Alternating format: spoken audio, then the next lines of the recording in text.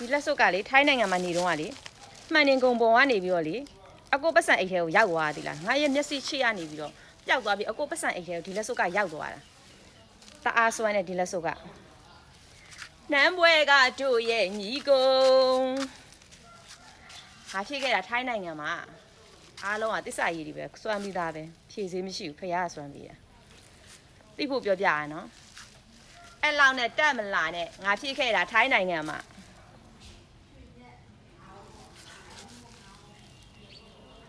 နေရာမှာစုံမလဲ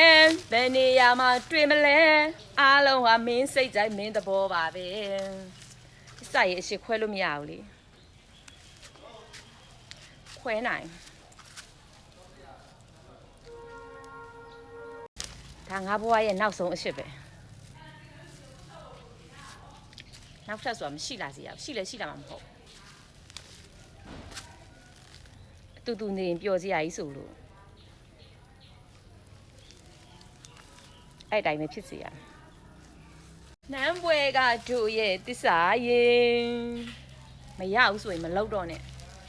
မရဘူးဆိုလို့ရှိရင်မလောက်တော့နဲ့လှုပ်လို့အဲ့ဒါကြောင့်မလို့အခုလိုမျိုးဖြစ်သွားတာ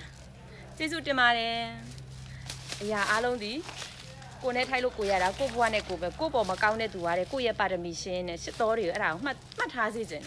လူလောကမှာအမျက်ဆုံးကစိတ်ဓာတ်ပဲဆိုတာအဲ့ဒါရှစ်တော်တွေကိုသိစေခြင်းငါဘွားကသင်ခန်းစာယူချပြခြင်းလားအဲ့ဒါလေးစိတ်ထားလေးတစ်ခုချပြခြင်းလားကွယ်အဲ့လိုမျိုး